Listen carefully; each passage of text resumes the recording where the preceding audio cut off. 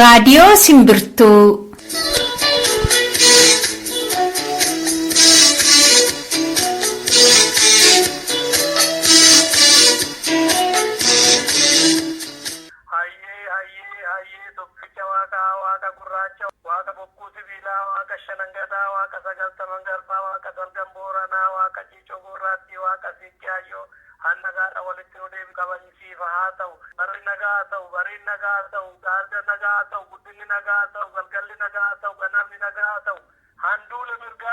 Torbeetti gaafa kamisaa kan karaa marsariitii simbirtuu.com kan darbu kun qophii simbirtuuti. Akkam jirtu dhaggeeffattoota keenya har'aaf kan qabnu mee gurra simbuusa. Haala yeroo irratti hundaa qophiin keenyis oduun keenya hundisaa. Qophiin keenya imalaa malee simboon sababa haala yeroo irraa kan ka'e hin qabnu. Imalli kan inni xiyyeeffatu diddaa gabrummaa biyya keessaa fi hiriira Oromoonni biyya alaa godhan irratti. Maarreen qaxumuraatti waliin turan affeerraa keenyadha amma gara oduutti.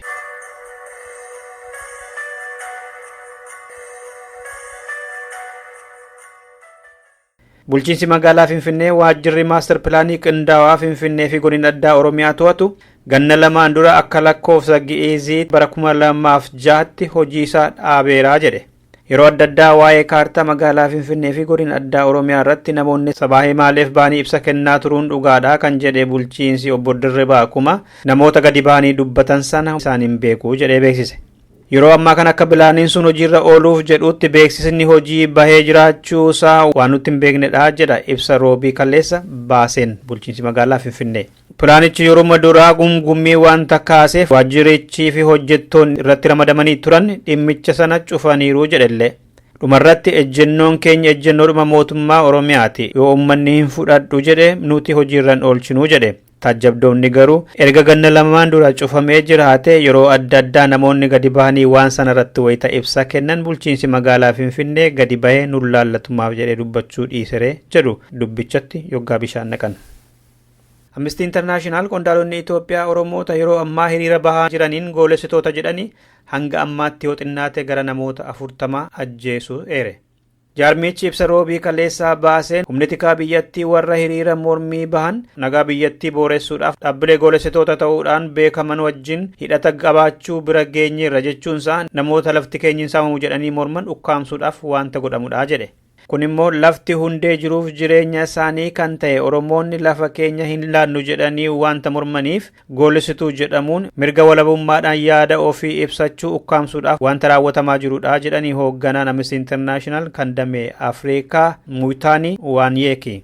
Mootummaan Oromoota maastar pilaanii isa lafa isaanii irraa fudhatu morman irratti humna akka malee gargaarame torbee 3 kana keessatti gara namoota 40 ajjeeseera. Bara darbees gaaffii wal fakkaatu ture irratti hedduu hidhee ajjeese mirga namaa ukkaamsuudhaaf labsii goolessummaa bara 2009 baafatetti dhimma bahaa jira. Gocha kanarraa akka dhaabbatu jechuun gaafate Amnesty International. Yeroo ammaa kana Oromiyaan waraana Itoophiyaa jala jirti. Diddaa deemaa jiru irratti hanga wixata darbeetti yoo xiqqaate namoonni gara 40 waraana Itoophiyaatiin ajjeefamanii gara 10,000 ta'anii immoo hidhamaniiru jedhe liigii mirga dhala namaa kan gaanfa Afrikaa. Liigichi ibsa dhiyeenya kana baaseen yeroo ammaa kana Oromiyaa fi Oromoon waraana keessa jiraachuu beeksise. Maqaa namoota ajjeefamanii ifa kan godhe jaarmiyaan sun Oromoota hidhamanis eessarraa akka hidhaman tuqeera. Mootummaan Itoophiyaa barattoota dargaggootaa fi qonnaan bultoota Oromoo irratti xiyyeeffatee fixaa jira jedhes. Kanaafis mootummaan sun gochii sanyii duguuggaa raawwateera jedhee akka amanullee eere ibsa isaa keessatti. Gaaffiin uummata Oromoo amma ka'ee jiru deebii hin argatu jedhan muummichi ministeeraa Itoophiyaa obbo Hayilemaariyaam Dassaaleny sabaa himaalee biyyattiitti yeroo himan kaleessa gaaffiin amma ka'ee kun gaaffii uummata Oromoo osoo hin taane kan goolessitootaati jedhan. Inumaayyuu mootummaan isaanii misooma dimokiraasii fi walqixxummaa fiderraa uummanni Oromoo fayyadamaa ta'eera akka isaan himanitti. Kanaaf warra goolessitoota jedhaman irratti adabbii malu fudhannee nagaa fi tasgabbii finnaa jedhani. Naannoo Amaaraa keessattis taanaan gaaffii saba qamantii isa sirrii ta'e sababeeffatanii goolii kaasuudhaaf warri deemanis kana jalaan bahanii jedhan.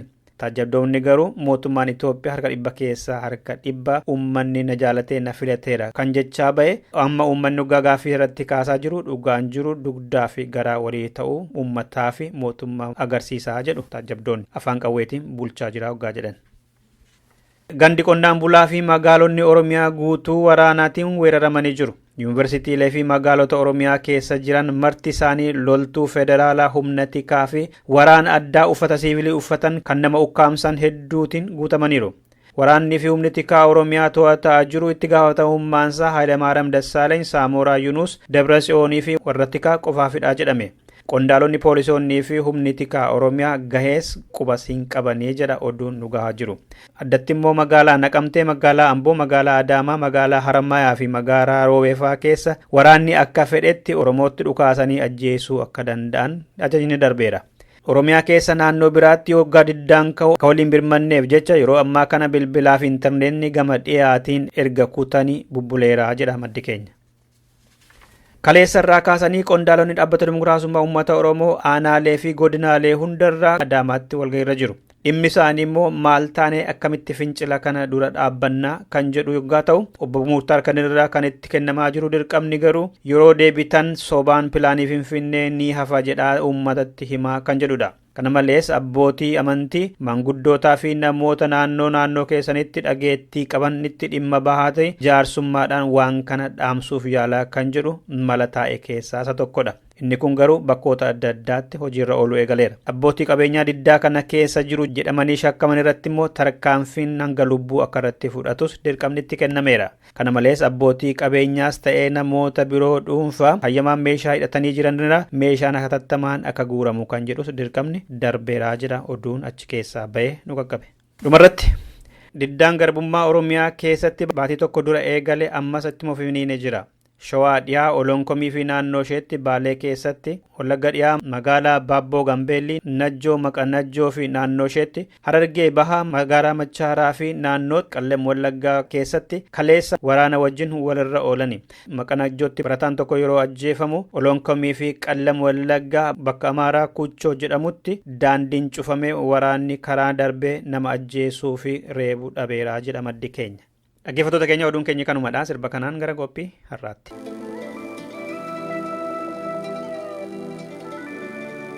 Waanan godhin beeku ilmoon na dagatte maaliif na dagatte dhalli kiyya warri aduu kaate maqaa na jijjiirti.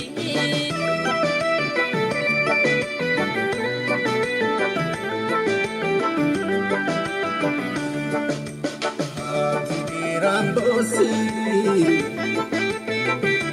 lafa gangalate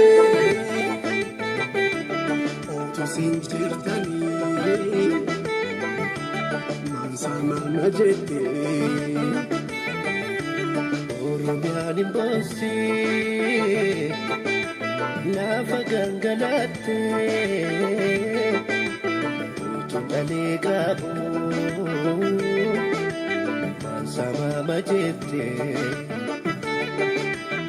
ega mandi mali me adale ku me manawte jare natti dote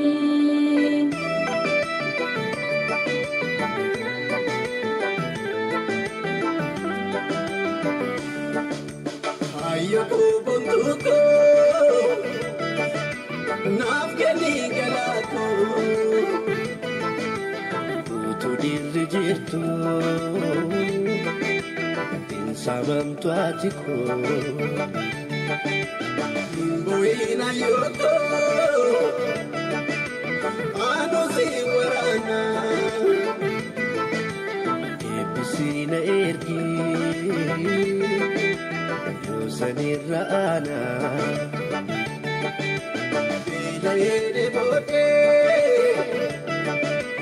wana nyadus kabe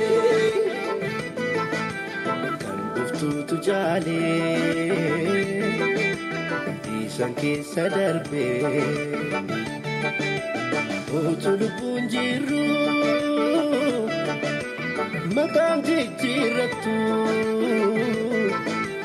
kan finne gaba Tinda batu, kan finne gaba, onu tinda batu. Roorroon hammaatee obsi bubbulee diina keessa ofii nama qabachiifnaan finciluun waanuma uumamaati. Ilbiisnillee bineensii fi beellannillee yoo tuttuqaman akkuma humnaa fi dandeettii isaaniitti deebii itti kennu nama haafuuti. Gabrummaa gara ganna 100 fi waggaa 40 baatee ka jiru Oromoon keessattuu inni ganna 25 darbanii daangaa itti dhabnaan erga gadaan buluunsaa hafee as seenaasaa keessatti kan argamee hin beekneen bifa lammii boonsisee halagaa rifachiiseen kallattii maraan ka'ee erga finciluu eegalee kunoo baatiin darbeera. Ta'us dhaabbanni dimokiraasummaa uummata Oromoo fi bilisummaa uummata Tigraay gaaffii uummataa akka ibidda saafaa babal'ataa jiru kana afaan faajjessaa jiru. Wanta golee Oromiyaa keessatti qabatee jiru kan ammoo qawweedhaan dhaamsina jedhanii qibxata darbe lamaan isaaniiyyuu Oromoo irratti ifatti waraana labsani. ማስተር ፕላንን በመቃወም ከበስተጀርባ ደግሞ የሽብር ቡድን ቀጥተኛና ቀጥተኛ ያልሆነ ግንኙነት በመፍጠር ቋማት እንዲስፋፋ በማድረግ በርካታ የመንግስት የግል ባለሀብቱና የደሃ አርሶ አደር ንብረትና ሀብት እንዲወድም አድርጓል። የኢትዮጵያ ጸረ ሽብር ግብረ ኃይል በሽብርና በአመጽ ኃይሉ ላይ የሚያደርገውን ህጋዊና ተመጣጣኝ እርምጃም አጠናክሮ ይቀጥላል። Oromoonni hamba jiraatan immoo gaaffii biyya keessaaf deeggarsa akkasumas immoo tarkaanfii gara jabeenyaa mootummaan Itoophiyaa irratti fudhataa jiruuf immoo mormii fi jibba qaban Ameerikaa, Kanaadaa, Awurooppaa fi Awustiraaliyaatti ibsachaa turanii jirus. Qophii keenya har'aatiin kana ilaaluuf jirra dhaggeeffattoota keenya. Diddaa finiinaa jiru kana bira akkamitti dhaabbachuun akka danda'amu qabsoo deemaa jiru kana yoo maal ta'e gara manii yookaan galiisaatti deemuu danda'a kan jedhu irratti namoota hiriira adda addaa irratti qooda fudhatan isaan dubbifneerra yaada isaanii isin dhageessifnaa jechuudha. Maarreen xumuraatti nu waliin turaan affeerraa keenyadha. Mee isa warra Landan irraa haa kaanu dursa.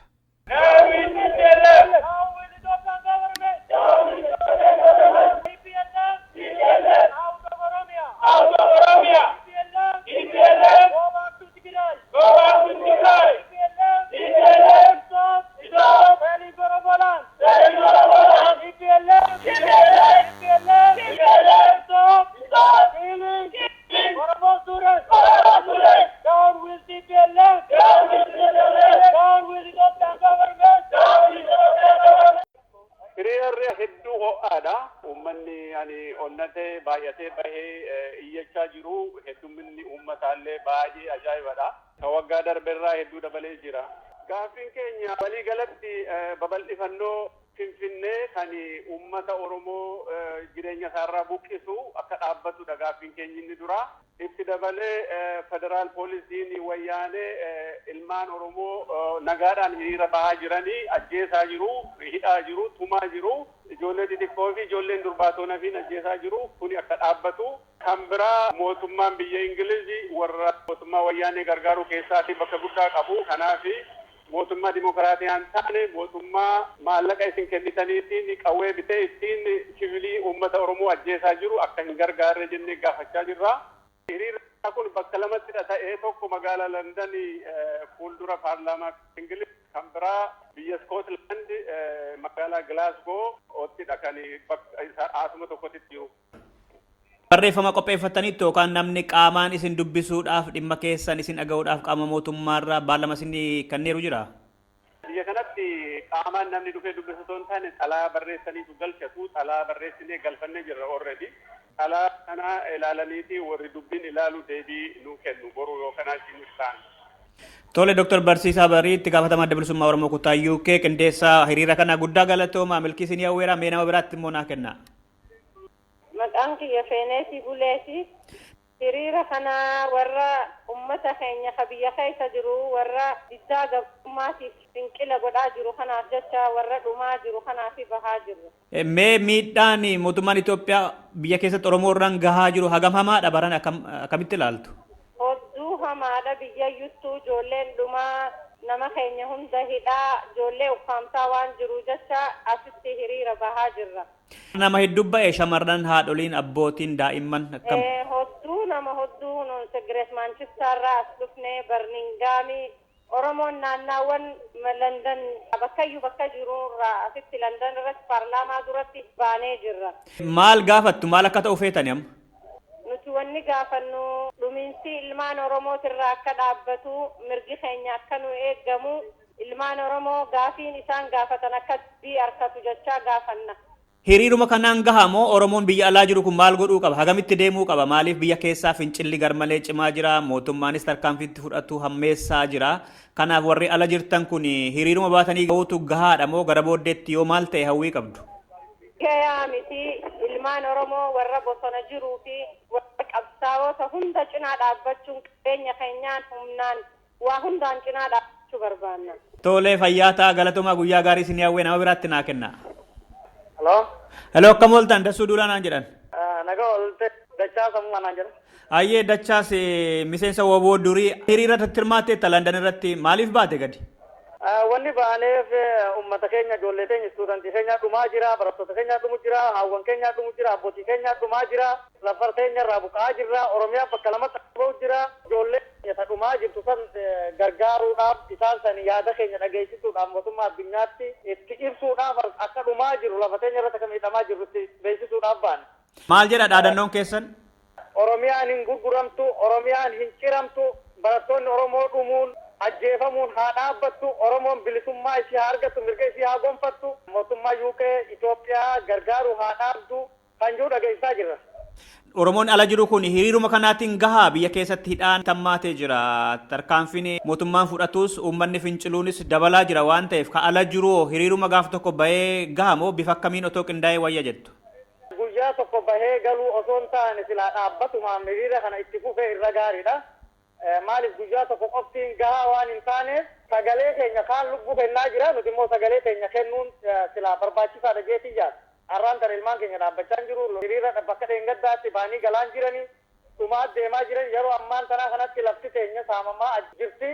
Kanaaf nuti dandeettii keenya keessaa qabnu hiriira kana dhaabbataan itti fufuudha jedhuu jaata. Tole bodachaa sammumaa guyyaa gaarii galatoomaa milkiisinii hawweera hiriira keessaniif. Jajjabaadhaa nu cinaa dhaabbatanii sagalee uummata keenyaa dhageessisuudhaaf jala buutanii akka nu hordoftan uummata keenyallee yaada keenya kan akka nu dhageessiftan barbaanna. Galatoomaan isiniin jedha.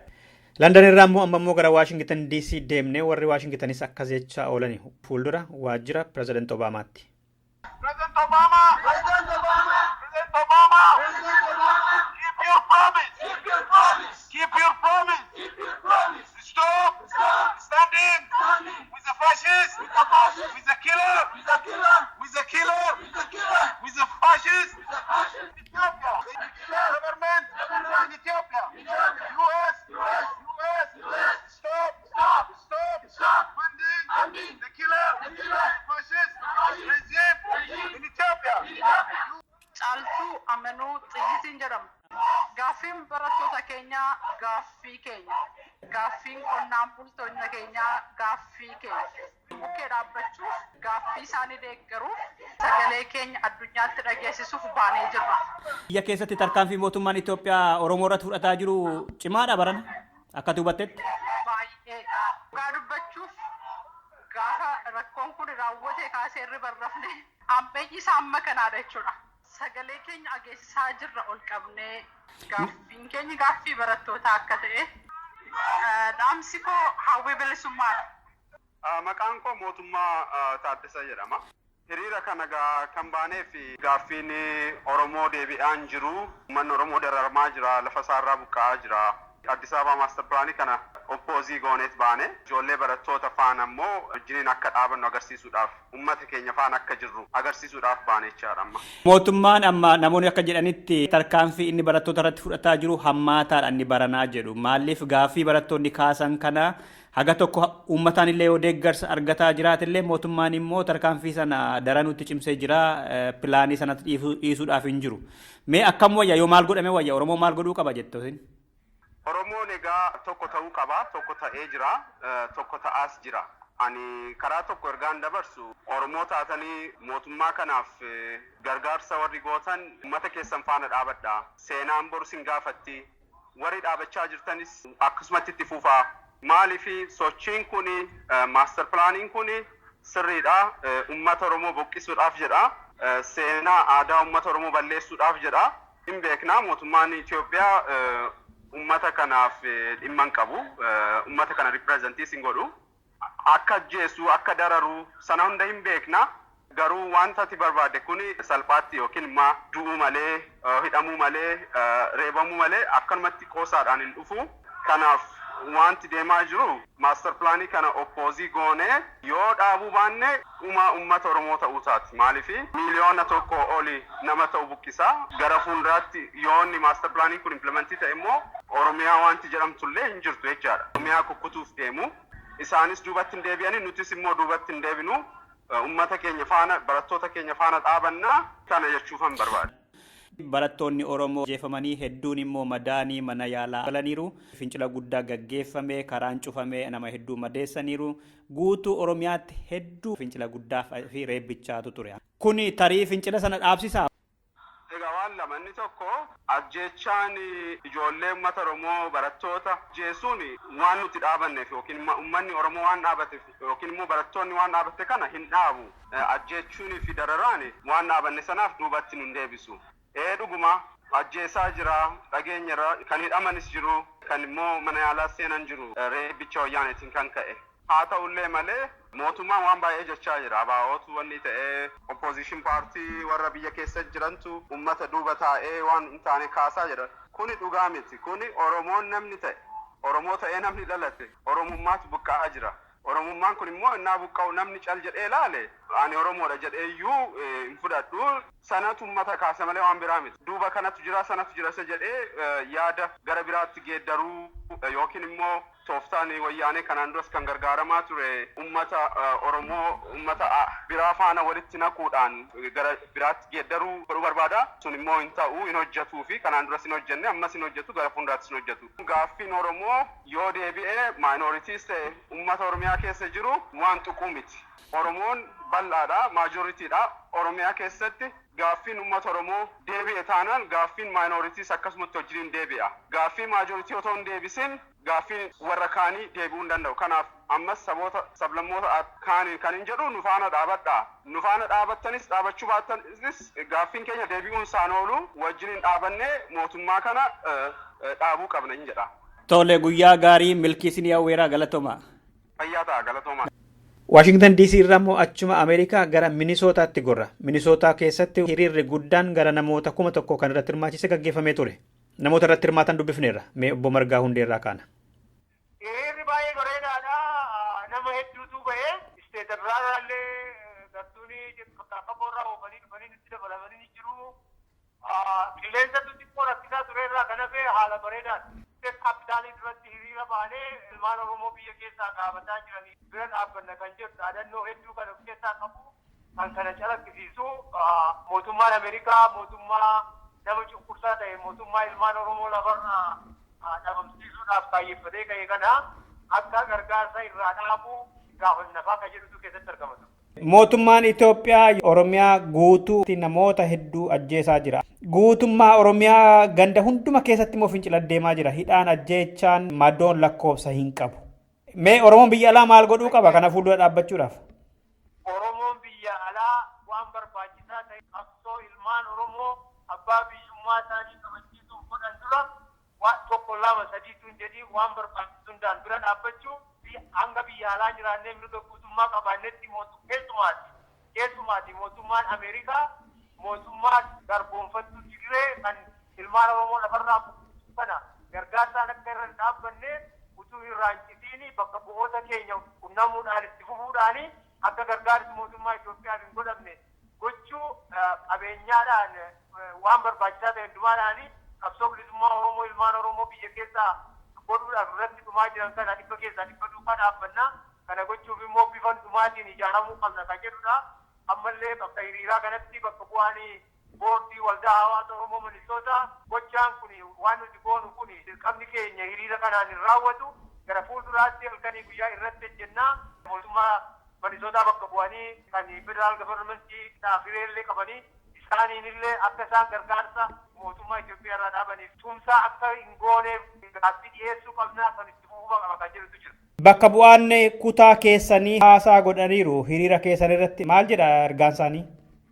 Ergaa bakka bu'aan House of Representatives bakka bu'aa isaa tokko kan erge uummatni Oromoo impaayera Itoophiyaa keessatti lakkoofsa miliyoona 40 oliin waan bakka bu'ee jiruu fi mirgi isaa akka eegamuu fi waan barbaachisaa ta'e qabsoo Oromoo galmaan ga'uuf waan barbaachisaa ta'e bira dhaabbannaa gargaarsi mootummaa Itoophiyaa irraa akka inni dhaabatu akka inni dhaabbatuu fi qooda nurraa eegamu karaa gama biyyaa inin godhaa kan jedhu ture kun namni kun keessa Ellison jedhama namni kun kana durallee ilmaan Oromoo gargaaruudhaaf carraaqqii guddaa godhee jira. Nama hedduu bahe Oromoonni hiriira kana irratti. Yoo xiqqaate namni 1,000 ta'a har'a qilleensi baay'ee hamaadha bokkaan roobaa keessaa midhaaniin illee konistiraakshiniitu jira bakki namni dhaabbatu turree dirreen guutuma ture. Baay'ee galatoomaa fayyaa ta'a obbo Margaa Hundaa'e. Hello? Nagaa jirtu? Hawwii Naattiin jedhama. Manatootaan hiriira kunoo ganama jalqabanii hagammaatti akkuma jirra namni 60,000 ta'u ba'eera. Haala addaatiin immoo bokkaasa tombaqatiin namni bokkuma keessa dhaabattee dhaadannoo isaa dhaaddachaa jira ijoollee biyyaa dhumuufiin saba ajjeefamaa hidhamaa jiru maddii dhaabachuudha. Beekama maaliif akka baanetti biyya keessatti maal akka ta'aa jiru Oromoodhii sabni biraayyuu ni beeka. Akka dhiitamaa ajjeefamaa lubbuun darbaa jiru fiilmi Oromiyaa keessatti ji'a olmuun gara ji'a darbaa jira. Dhangala'aa jira waan ta'eef nuti immoo sun ijoollee biyya keessaa du'a keenya kan gurguramaa jiru lafti hankeenyadha. Yaada ijoollee sun bira dhaabachuufiin gaaffiin barattootaa gaaffii keenya ta'uusaa agarsiisuuf gadi baanee jirra.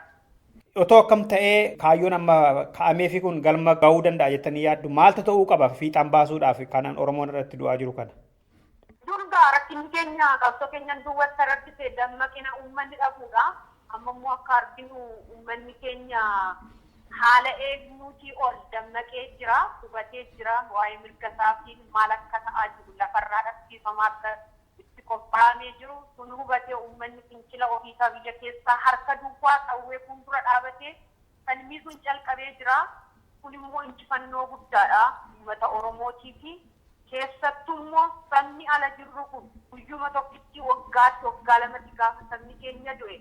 Gadi baanee sa'aatii xiqqoodhaaf dhiibinee galoo osoo hin ta'in haga guyyaa qabsoon harka keenya irratti galtee Oromiyaan kan Oromiyaa taatee mirgi keenya eeggamnee haala barbaannuun gadi baanee galuu dandeenyutti nageenyaan uummanni Oromoo biyya alaa jiru kun tokkoomee diinagdeedhaan nuti mootummaa sunitti dhagaa darbachuu hin jiru amma.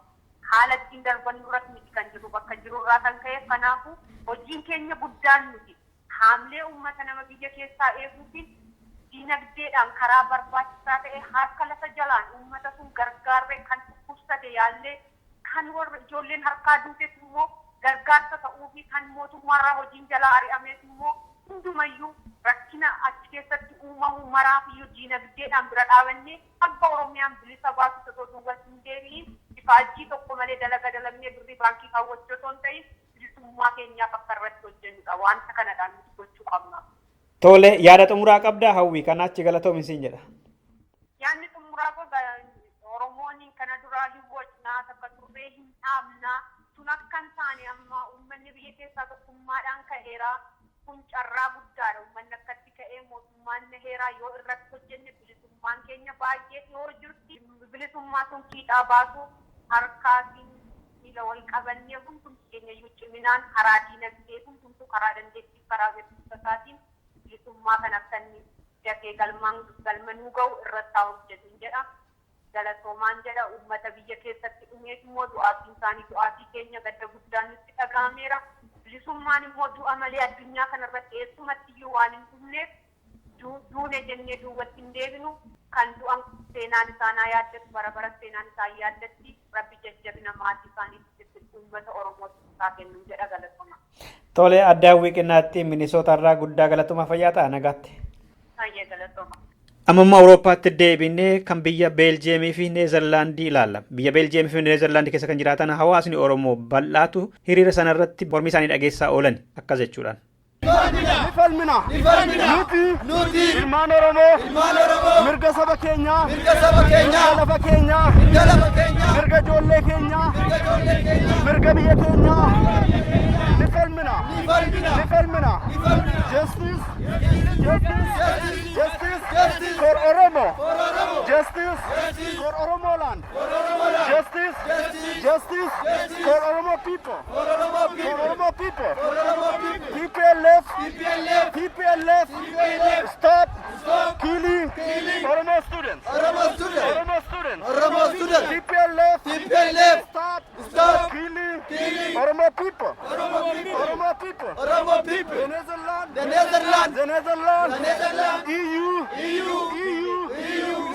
With Oromo people. With Oromo people.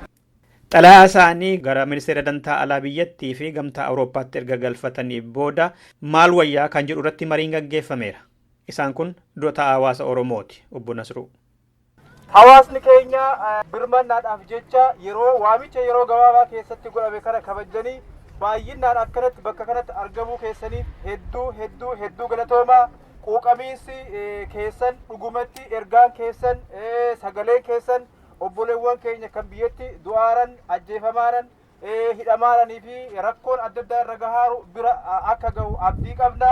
Akkasumas ergaan dabarfatan gara mootummaa kanaattis saatiin jijjiirama tokko ni fida jennee eegna. Kanaaf waan gootanitti hedduu gammada, hedduu boona. Ammoo wanta akkittiin qajeelatti walitti himuu qabnu qabsoon kun sochii guyyaa tokkooti miti. Waan guyyaa tokkoon bakka gahuu miti. Rakkoon biyya keessa jirus nuti har'atti as bakka kanatti baanee dubbanneef waan dhaabbatu miti. Jijjiiramni nuti hawwinu waan yeroo tokkoon dhufuu miti. Kanaaf gara fuulduraattis sochii wal fakkaatu kan walirraa hin cinne hanga jijjiiramni dhufutti hanga mootummaan biyyattii bulchisuunis waan Oromoon barbaaduuf waan Oromoon hawwu gaafii barattoota keenya hanga deebisutti walumaan bifa kanaan sochii adda addaa geggeessina. Har'as ammoo qaamota mootummaa adda addaa kan biyya kana mootummaa haajaa biyya alaas qunnamnee xalayaa itti kennu qofa osoo hin taane rakkoo jirus qajeelatti ibsinee fi isaanis ammoo xalayaa keenya fudhatanii gara fuulduraatti deebii akka nu laatanii fi ammas rakkoo biyya keessa jiru kan quba qaban ta'uu isaanis nutti himaniiru. Gara fuulduraattis waan kana gadi fageenyaan akka hordofan waadaa nuuf seenaniiranii jechuudha. Akkasumas xalayaan waajjira bakka bu'aa waajjira iyyuu biyya kanaattis laatameera. Isaan biraas deebii wal fakkaataadha kan arganne jechuudha. Sunis tarkaanfii gaariidha. Guyyaa tokko wanti ta'u hin jiru akkuma dubbanne kan faana buunee hordofnu kan dhiibbaa barbaachisu hanga humni keenya hayyametti kan goonu tahaa jechuudha. Akkuma argitan gara paarlaamaattis deemnee sagalee keenya dhageessisneerra fuuldura sanitti gamsaniin ammoo xalayaan silaa kennachuudhaaf yaalle tokkoffaa guyyaa jimaataa akka irraa kanatti paarlaamaan hojii waan hin hojjenneef jecha sababni lammataa ammoo isaan waamicha yeroo gabaabaa keessatti dhimma akkanaa kana keessummeessuudhaaf haalli waan hin mijoofneef ammatti nu keessummeessuu hin dandeenye. Garuu xalayaa keenya gara fuulduraatti akka bira geessifannu ta'uu isaanis waadaa nuuf seenaniiru. Nutis kan irratti hojjennu ta'uu ammumaa quba isin qabsiisnaa jechuudha. Kanaan wal qabsiisee hawaasa keenya keessa namoonni jaarolee qabna, hayyoota qabna, manguddoota qabna. Namoonni yaada gaggabaaboo sa'aatiin akka nurraa deemaa quba qabdu. Kanaaf jecha namoonni hiree isiniif laannu gara fuulduraatti maal gochuu dandeenya, tarkaanfii maaltu fudhatamuu qaba, namoota rakkatan, ijoollee biyyatti ajjeefaman, maatii ijoolleen irraa dhumatte, kan madaa'anii hospitaala jirutu jiru, kanneen bifa kamiin qarqaarraa uummata keenya bifa kamiin bira dhaabbannaa, maal gochuu qabna, gara fuulduraatti akkamiin waan kanarra bayeessa ta'e, waan kanarra fooyya'aa ta'e akkamitti hojjechuu qabna waan jedhutti hayyoonni keenyaa fi manguddoonni keenya ergaa gaggabaabaa nu dabarsu. Obbo Mulugeetaan al tokko gamana koottaa. Mirga saba keenyaatiif dubbannaa, mirga saba keenyaatiif falminaa. Ijoolleen keenya mana barsumaatti dhiigaa jiru, du'aa jiru. Kan waliin dhaabbachuun dirqama keenya iddoo jirrutti qaamaan fageenyaa jiraannu malee kan achi dhiigan, kan achi reebaman nutillee nutti dhagahama.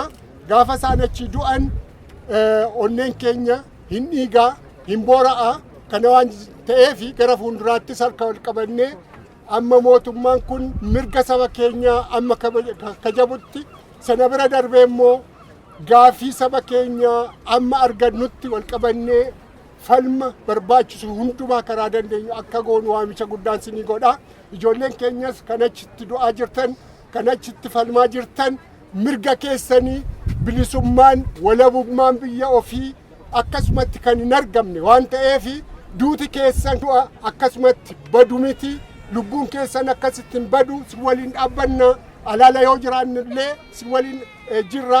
Gara fuulduraattis immoo yoo barbaachise qaamaan illee dardarras jiru, dargaggoonas jiru sin biratti argamee waan barbaachisu waan hundumaayyuu gochuu mataa keenya keessa jira. Kanaafi qobaa keessan miti waliin jirra. Jabaadhaa siniin jenna. Itti fufuu sinirra jira. Bilisummaan mirgi ofii akkasitti kadhaadhaan hin argamu kun beekamaadha. Duuti keessan akkasumatti salphaatti kan baduu miti. Dubartoota keessaas akkuma isaan gaggabaabsanii waan takka lama kaasan hangaatuun nutis waan dandeenyu waan nuti si waliin jechuu dandeenyu sin duuba dhaabbannee iyyuu sagalee keessan taanee dhageessisuudha. Jabaadha. Gumaan keessan bilisummaadha. Oromiyaan inuma bilisoomti kottee alagaa jalatti hin haftuu jedha. Kan biraa har'a hiriira kana goone borulleen itti fufa. Dhiira dhalaadha ijoolleedha odoon jedhin akkuma har'a ijoollee xixiqqoo baattanii dhuftan kanatti biyya ofii falmachuun dhiiraa dhalaa hin qabu. Baaneetoo dhumatuu qabna. Qorri kunaanuu fixunuun immoo waan biraa odoon taane iyyinee sagalee keenya halkanii guyyaa dhageessifnu kanaan dhaabuu hin qabnu. Waan dandeenyuun immoo isa cabe isa madaa'e haadha Oromoo ilmoo dhabdee kophaa galtee mana taa'aa jirtu waan dandeenyuun bira haa dhaabbannu. Waan dandeenyuun waan nuti ala kanatti godhuu dandeenyu kanumaa jedha. Waan ani jedhu kanuma Oromoo bakka jirtu haala ta'e keessa wal qabadha. Yoo wal qabanne yoo nuti walii galle qilleensi iyyuu nu gidduu isseenu nama dhiisaati. Ajjecha roorroo ilmaan Oromoo bakka jira rasaasa mataa keessatti dhukaastee fixaa jirti kuni nu kaasuu qaba. An kun nun kaafne inni har'a mana ooltellee kan jiraattu yoo ta'e an kun nun kaafne maaltu nun kaasu biyya abbaa isaanii irratti rasaasa mataa keessa dhaanamtee ijoollee xixiqqoon dhumaa jirti kaan Oromoo danda'amnaan odoo guuranii nu dachaasaniyyuu gaariidha odoo gallee waliin dhumne. Oromiyaan ni bilisoomti.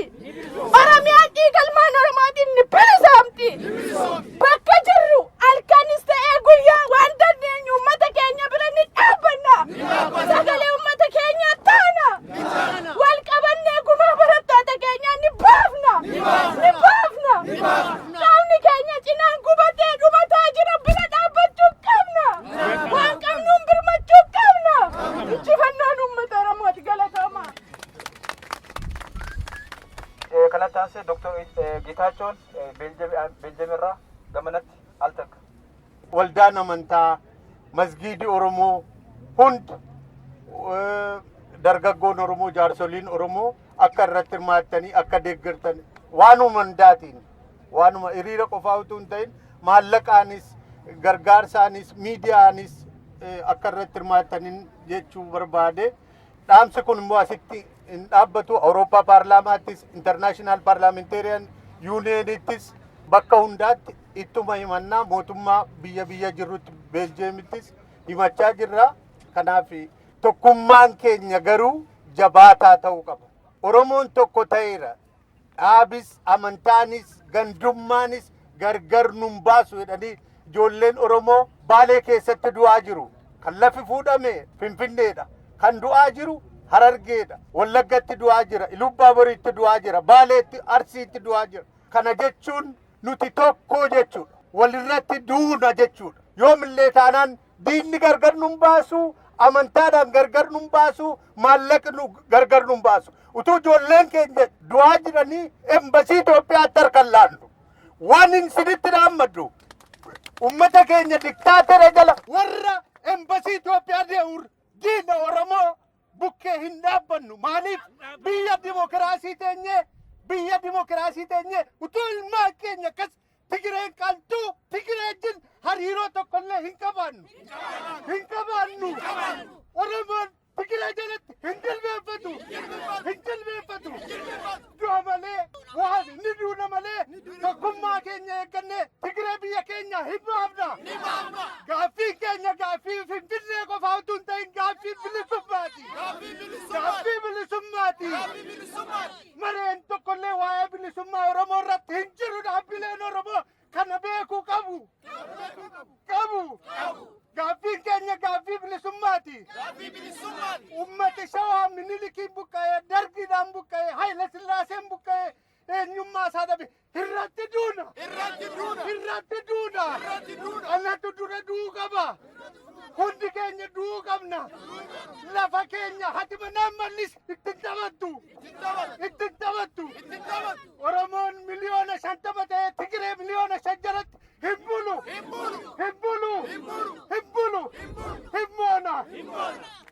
Dr. Geetaachoo hedduu galatooma. Obbo Abbaa Zillaas daqiiqaa 2.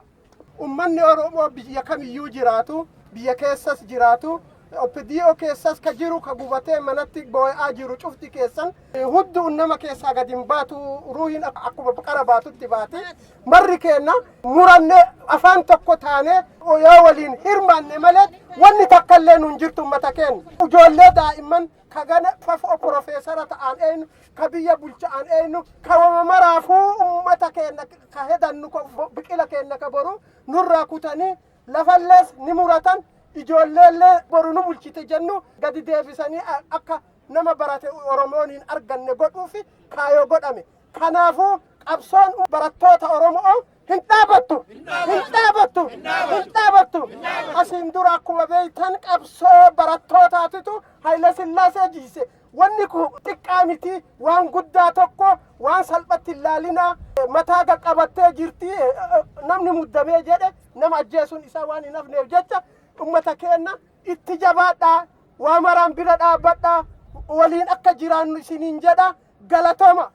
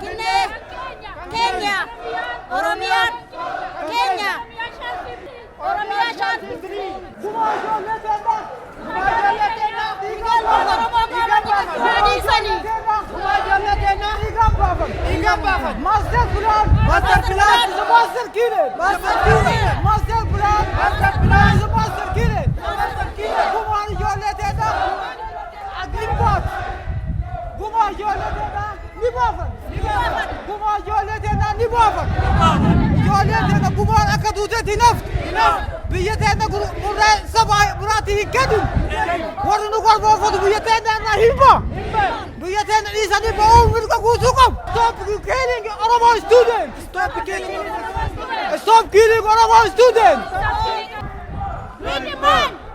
We demand justice!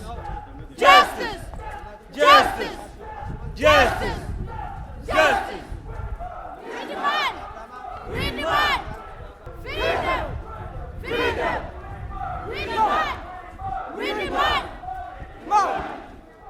Stop! Qophii imalaa haala yeroo irratti kan hundaa'e kanumaan xumurreerra waan waliin turtaniif horaa bulaa.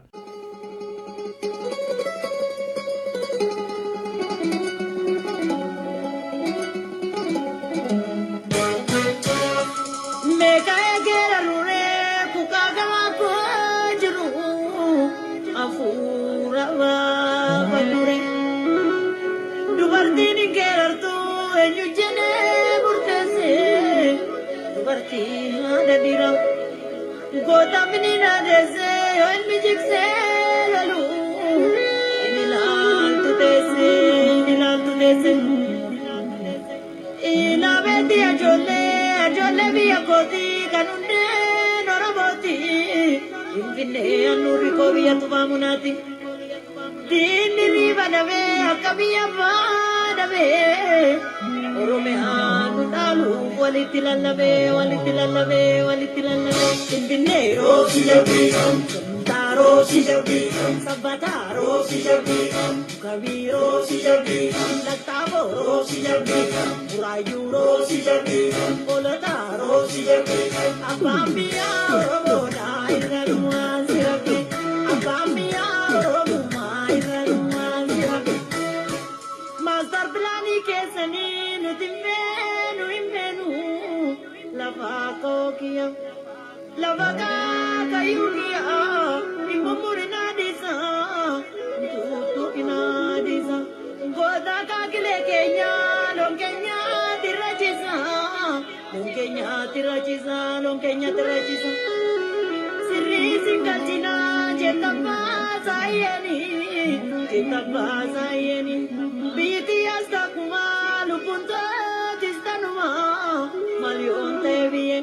Gotari manavase yartuma kaya gurgurti wabdu biningalu komo fi gurgurti la boromo gurgurti Jotu rosi jabi, kalani rosi jabi, tanjora rosi jabi, arsira rosi jabi, direra rosi jabi, malera rosi jabi, adama rosi jabi, abambia roboda inaruan jabi, abambia robuma inaruan jabi. Orama sababalla waraken gutta, aradam bukistani.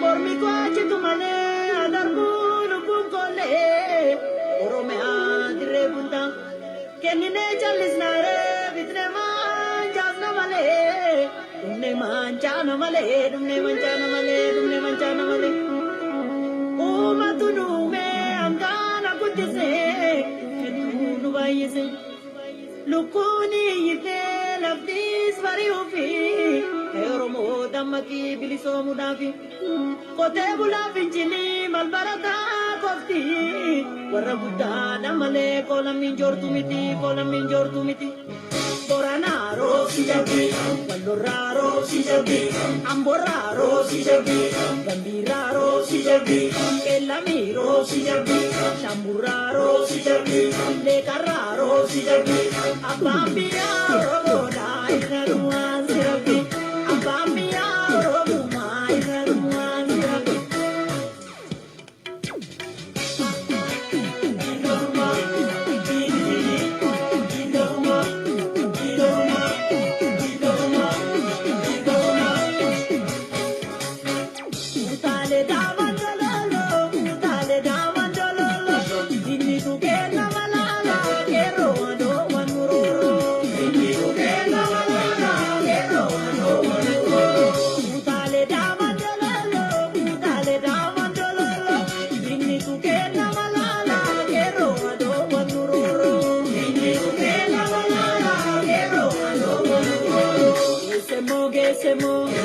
Gesemo, atanu kaya kawe. Gesemo, eroso chekae. Gesemo, alam jenchite wal kite. Gesemo, ero kamala kite. Gesemo, utale dama dololo, ini tukena malala, ero ado manuroro. Ini tukena malala, ero ado manuroro.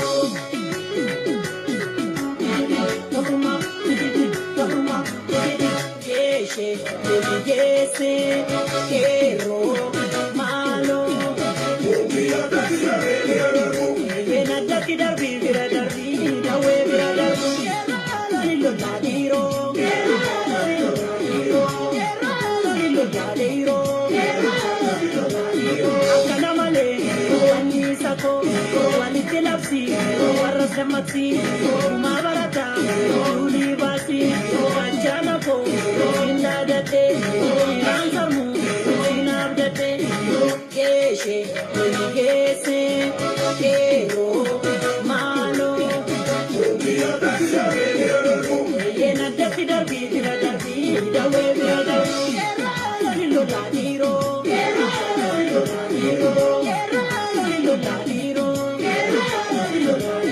akana male, wani sako, wani tilapsi, warasa maxi, mabarata.